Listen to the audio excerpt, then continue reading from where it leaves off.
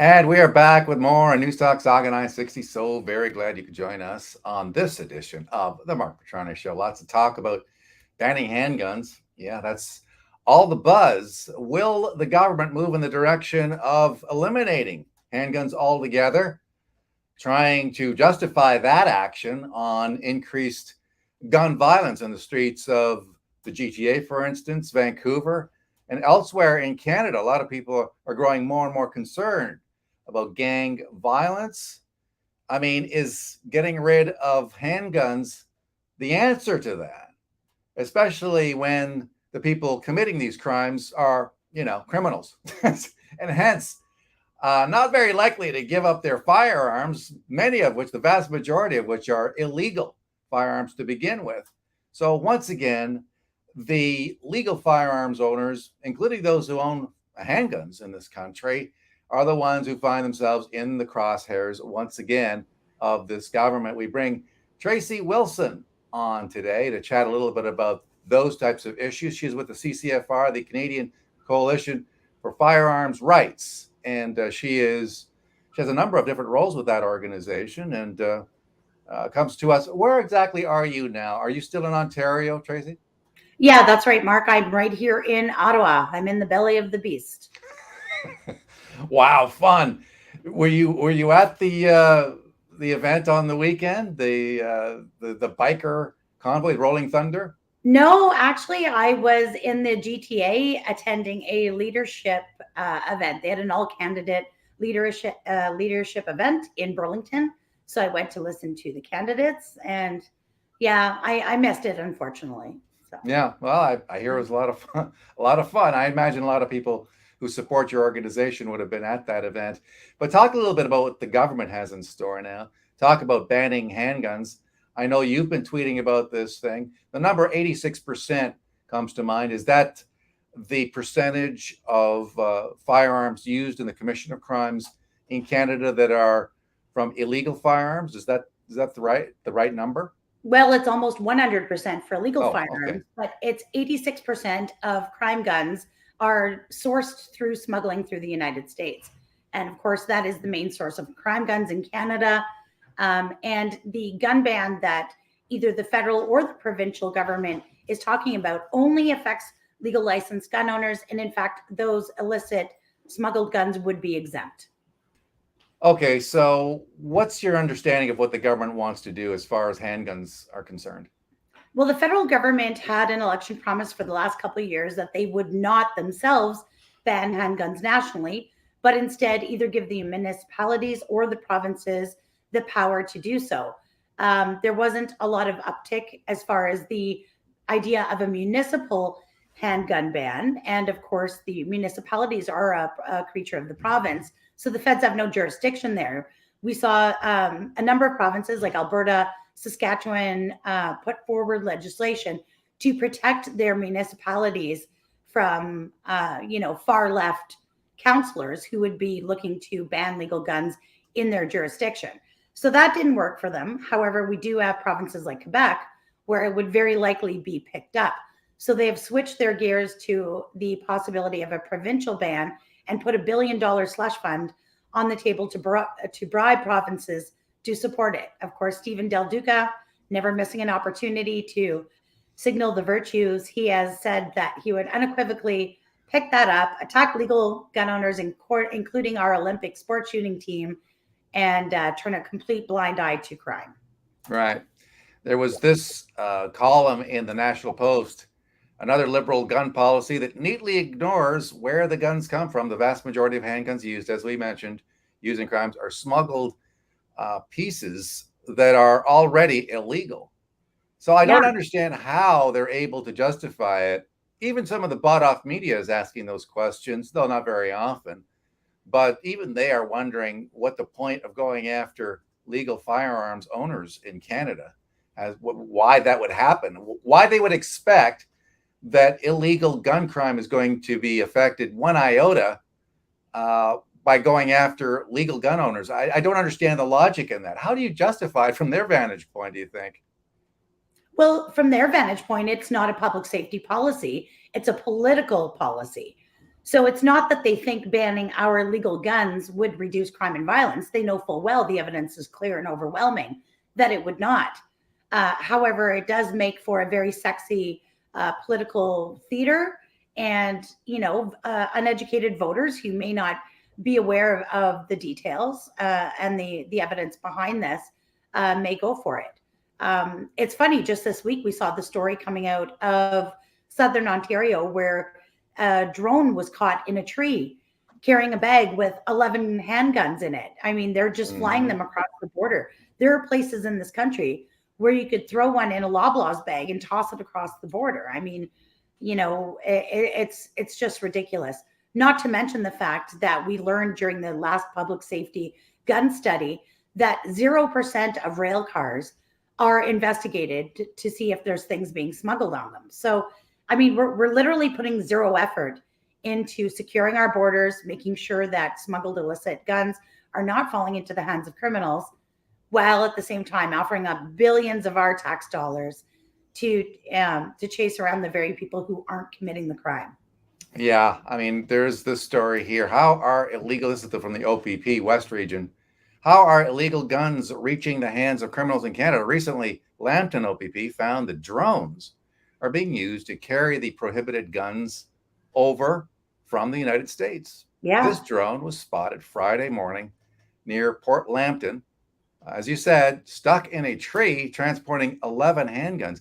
Well, it makes you wonder about the ones that got through. And of course, then you responded saying, yeah, they're using drones to deliver smuggled guns across the border. I wonder how many make it in, as you pointed out right there in your tweet.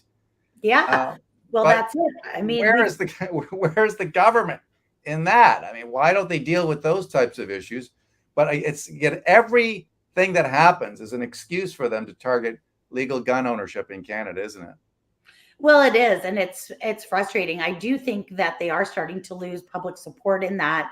I think Del Duca coming out with this big announcement of an Ontario-wide handgun ban, I think he thought it would be a little more popular than it is. Of course, he's lagging in the polls, and there are always one of two issues that Liberals pull out, break the glass and pull it out when things aren't going well for them, and that's guns or abortion. So as you can see, or by our Twitter feeds, we've got both going on. Right. Now, that's a good point. Is gun control losing popularity? I don't know if that's true or not. Do you have much, supporting evidence for that amongst, to say, your polling, or if maybe it's from, I mean, I imagine a lot of the people who speak with you certainly don't like it, but they support legal gun ownership in Canada. Do you have any other support any idea that maybe it is losing support? Absolutely. So public safety just completed a study at the behest of the Bloc Québécois.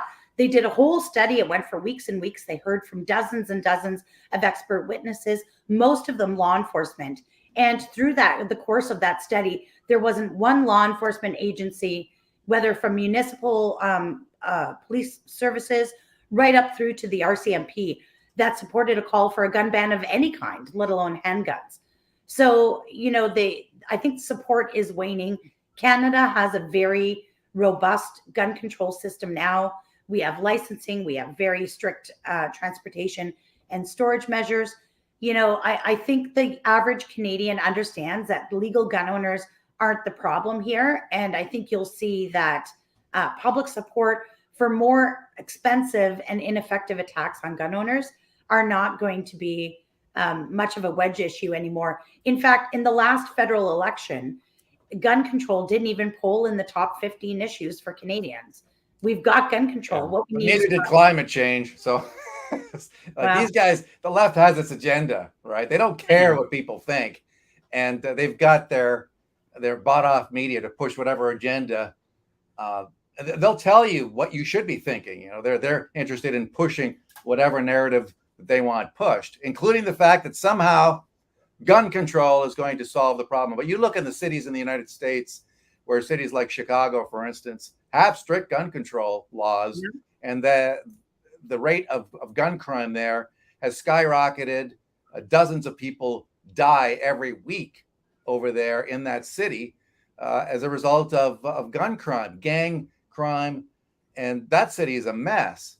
And so some Yeah. of these blue cities, some of these Democrat Party controlled cities that, completely, impose bans on these same types of gun control measures. Clearly, it doesn't work over there. So why would it work up here? Well, and it doesn't. And that's the thing, we're almost 7 years into the Liberals' reign, and we've seen nothing. The reign of If we look terror. at their record, they've got increased gun control, gun bans, spending billions of taxpayer dollars, and shootings are going up. Why? Because they've targeted the wrong people. At the end of the day, I think the more gun control they enact and the more shootings in the streets continue, I think Canadians have no choice but to connect the dots. I mean, you'd have to be willfully blind or in a coma to not see it. Yeah, and it's amazing how the same failed policies keep getting rolled out time and time again. Yeah. I think the Liberals are cheering for gun crime so that they can once again target legal gun ownership. They have a fetish about it. They're obsessed with it, and they'll use whatever. They're all about whatever crisis they can use in order to, push an agenda that they want to push. Never let a crisis go to waste. That's their philosophy of life. And so every time that there's any kind of gunplay, well, time to target guns. We got to go after those guys. They're the problem.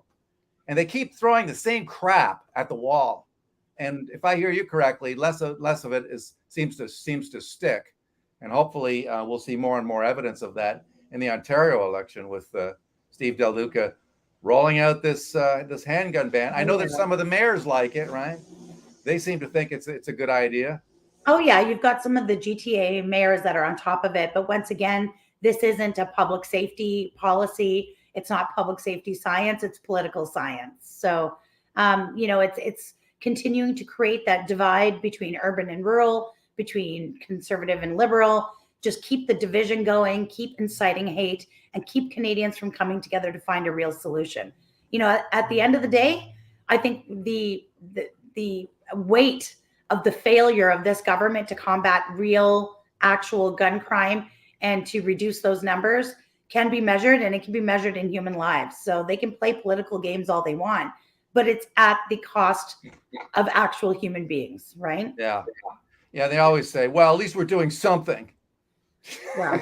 That's the other thing they love to roll out. Yeah. Well, yeah, you're doing something. Throwing a cinder block to a drowning man, that's something. You're doing something about it, despite the fact that it doesn't work. It may even backfire in some cases. Interesting. I think it will. Yeah, I think it will. Yeah. Interesting to see some cases. We saw this case in France, of course, where a French person in the countryside gunned down some people who were basically involved in a home invasion. He had a child in the house, and Emmanuel Macron said, well, we can't have people defend themselves. That seems to be the attitude of the left, is absolute lunacy. But in the States, it's a very different attitude. You get shot in Texas, breaking into somebody's house, and the law is going to side with the people who are the homeowners, not the person perpetrating the crime. And so, yeah, that's right. The right way to do that. You want to take the risk. You want to rob somebody's house. Who knows what you're in there for? You could want to kill somebody. I mean, nobody knows. What are you supposed to do? Wait to be killed before being able to justify taking lethal action against a thief, a robber, a possible murderer, especially if you've got children in the house. But there's a way to avoid all that. Care. You can avoid all that just by not breaking into people's homes. Yeah. Funny how that works. Yeah. All right. You guys are still involved with the legal fight with the government? Yeah, you can find all the, we just uploaded a whole load of court documents at propertyjustice.ca. You can find all the stuff there. That looks like it's coming to a point where we will be waiting a judge's decision. So that's been trucking along, extremely expensive. The government, of course, has failed to really produce anything. So we'll see what happens. But yeah, we're still fighting it. Tracey Wilson. She's with the Canadian Coalition for Firearms Rights, coming to us from Ontario and in the Ottawa area, in the belly of the beast. as she said. Yes. Well, thank you so much for coming on the show. I really appreciate that. Have a great day, Mark. Thank you. All right, Tracey Wilson. That's it for this edition of the Mark Petroni Show. Hope you enjoyed it. Let's do it again soon, shall we? Bye-bye for now.